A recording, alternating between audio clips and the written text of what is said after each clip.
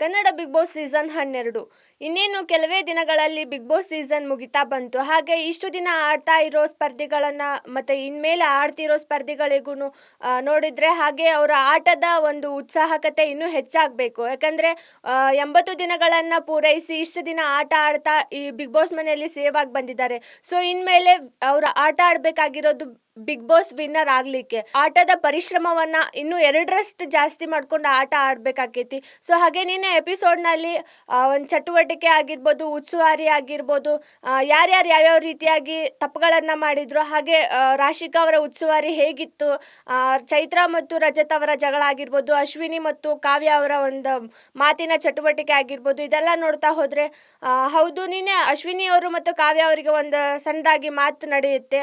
ಆ ಒಂದು ಮಾತುಕತೆಯಲ್ಲಿ ಅಶ್ವಿನಿ ಅವರು ಬಹಳಷ್ಟು ಮಾತುಗಳನ್ನು ಮರೆತು ಮತ್ತೆ ಅದೇ ರೂಢಿಯನ್ನು ಸ್ಟಾರ್ಟ್ ಮಾಡ್ಕೊತಾರೆ ಅಂತ ಹೇಳ್ಬೋದು. ಯಾಕಂದರೆ ಕಿಚ್ಚ ಸುದೀಪ್ ಅವ್ರ ಕಡೆಯಿಂದ ಆಗಿರ್ಬೋದು, ಮನೆಯವ್ರ ಕಡೆಯಿಂದ ಆಗಿರ್ಬೋದು, ಒಂದು ಮಾತುಗಳು ಬಂದಿರ್ತಾವೆ. ಅಂದರೆ ಅವರು ಅಶ್ವಿನಿ ಅವರು ಒಂದು ತೀರಾ ಅತಿರೇಕವಾಗಿ ಮಾತಾಡ್ತಾರೆ ಅಂತ ಹೇಳಿ ಅವರು ಹೋದ್ವಾರ ಒಂದು ಸ್ವಲ್ಪ ಸೈಲೆಂಟ್ ಆಗಿದ್ದ ಹಾಗೆ ಇದ್ದರು ಮತ್ತು ಇವಾಗ ಅದೇ ರೀತಿಯಾಗಿ ಅವರ ಬಿಹೇವಿಯರ್ನ ಸ್ಟಾರ್ಟ್ ಮಾಡ್ಕೊಂಡಾರಂತ ಹೇಳ್ಬೋದು.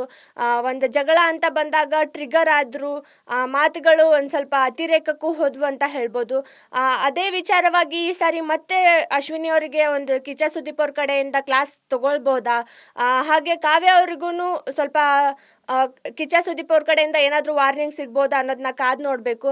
ಹಾಗೆ ಆಟ ಅಂತ ಬಂದರೆ ನಿನ್ನೆ ಗಿಲ್ಲಿ ಅವರು ಮತ್ತು ಧನುಷ್ ಅವರು, ರಘು ಅವರು ಚೆನ್ನಾಗಿ ಆಟ ಆಡಿದ್ರು ಅಂತ ಹೇಳ್ಬೋದು. ಕ್ಯಾಪ್ಟನ್ಶಿಪ್ ಓಟಕ್ಕೆ ತಮ್ಮನ್ನು ತಾವು ಎಷ್ಟು ತೊಡಗಿಸ್ಕೊಂಡು ನಿನ್ನೆ ಆಟ ಆಡಿದ್ರು. ಹಾಗೆ ಈ ವಾರದ ಕ್ಯಾಪ್ಟನ್ ಆಗಿ ಯಾರು ಸೆಲೆಕ್ಟ್ ಆಗ್ತಾರಂತ ಹೇಳಿ ಇವತ್ತಿನ ಎಪಿಸೋಡಲ್ಲಿ ಕಾದು ನೋಡಬೇಕಿದೆ. ಆಟದ ಚಟುವಟಿಕೆ ಅಂತ ಬಂದಾಗ ಚೈತ್ರ ಅವ್ರದ್ದು ಮತ್ತು ಗಿಲ್ಲಿ ಅವ್ರದ್ದು ಸ್ವಲ್ಪ ಮಾತಿನ ವಾಗ್ವಾದ ಸ್ಟಾರ್ಟ್ ಆಗಿತ್ತು. ಸೊ ರಜತ್ ಅವರಿಂದ ಈ ಒಂದು ಆಟ ಹಾಳಾಯಿತು ಅಂತ ಅನ್ನೋದು ಚೈತ್ರ ಅವರ ಧೋರಣೆಯಿಂದ ಗಿಲ್ಲಿ ಅವರು ಅದನ್ನು ಮಸ್ತ್ ಎಂಟರ್ಟೈನ್ಮೆಂಟ್ ಆಗಿ ತಗೊಂಡ್ರು.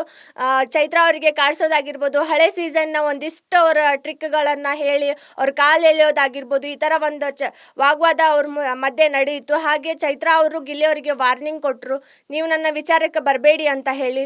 ಸೊ ಗಿಲ್ಲಿ ಅವರು ಅಂದ್ರೇ ಒಂದು ಆ ಕಾಮಿಡಿ, ಮತ್ತೊಬ್ಬರ ಕಾಲು ಎಳೆಯೋದು, ಇದೇ ಥರನಾಗಿ ಅವರು ಒಂದು ಮನೆಯೊಳಗಡೆ ತಮ್ಮನ್ನು ತಾವು ತೊಡಗಿಸ್ಕೊಂಡಿದ್ದಾರೆ. ಸೊ ಯಾರಿಗೂ ಅಲ್ಲಿ ಹರ್ಟ್ ಮಾಡೋ ಉದ್ದೇಶ ಗಿಲ್ಲಿ ಅವ್ರಿಗೆ ಇರಲ್ಲ. ಬಟ್ ಒಂದು ಮನರಂಜನೆ ಅಂತ ಬಂದಾಗ ಗಿಲ್ಲಿ ಅವರು ಅದನ್ನು ಬೇಕಂತಲೇ ಟ್ರಿಗರ್ ಮಾಡ್ತಾರೆ ಅಂತ ಹೇಳ್ಬೋದು. ಸೊ ಅದೇ ರೀತಿಯಾಗಿ ಅವ್ರದ್ದೊಂದು ಕಾಮಿಡಿ ಚಟುವಟಿಕೆ ಚೆನ್ನಾಗಿತ್ತಂತಲೇ ಹೇಳ್ಬೋದು. ಸೊ ಈ ಒಂದು ಇವತ್ತಿನ ಎಪಿಸೋಡ್ನಲ್ಲಿ ನೋಡೋದಾದರೆ ಚೈತ್ರ ಅವರಿಗೂ ಮತ್ತು ರಜತ್ ಅವರಿಗೂ ಇನ್ನೂ ಸ್ವಲ್ಪ ಜಗಳ ಜಾಸ್ತಿನೇ ಆಗ್ಬೋದು ಅಂತ ಹೇಳ್ಬೋದು. ಯಾಕಂದರೆ ಅವರು ಫ್ಯಾಮಿಲಿ ಮ್ಯಾಟರ್ ಆಗಿ ಮಾತಾಡಿದ್ರು ಅನ್ನೋದು ಚೈತ್ರ ಅವರ ಧೋರಣೆ ಆಗಿರ್ತದೆ. ಸೊ ಅದೇ ಒಂದು ಇಟ್ಕೊಂಡು ಇವತ್ತಿನ ಟಾಸ್ಕಲ್ಲಿ ಮತ್ತೆ ಚೈತ್ರ ಅವರು ತಮ್ಮ ಆಟವನ್ನು ಹಾಳು ಮಾಡ್ಕೊತಾರ ಅನ್ನೋದನ್ನ ಕಾದು ನೋಡಬೇಕು.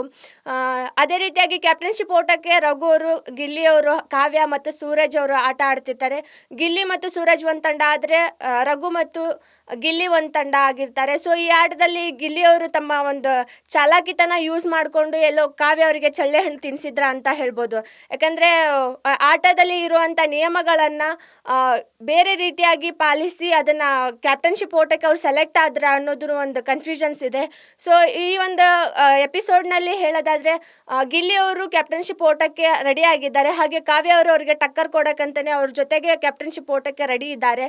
ಸೊ ವೀಕ್ಷಕರೇ, ಇವತ್ತಿನ ಎಪಿಸೋಡ್ನಲ್ಲಿ ಯಾರ್ಯಾರು ಕ್ಯಾಪ್ಟನ್ಶಿಪ್ ಓಟಕ್ಕೆ ಚೆನ್ನಾಗಿ ಆಟ ಆಡಿದ್ರು, ಹಾಗೆ ಯಾರು ಈ ವಾರದ ಕ್ಯಾಪ್ಟನ್ ಆಗ್ಬೋದು, ಹಾಗೆ ಗಿಲ್ಲಿ ಮತ್ತು ಕಾವ್ಯ ಅವರ ಮಧ್ಯೆ ಮತ್ತೆ ಜಗಳ ಸ್ಟಾರ್ಟ್ ಆಗುತ್ತಾ, ಇವ್ರ ಸ್ನೇಹಕ್ಕೆ ಇವಾಗ ಮತ್ತೆ ಬ್ರೇಕ್ ಬೀಳುತ್ತಾ ಅನ್ನೋದನ್ನ ನಿಮ್ಮ ಅಭಿಪ್ರಾಯವನ್ನು ಕಾಮೆಂಟ್ ಮೂಲಕ ತಿಳಿಸಿ.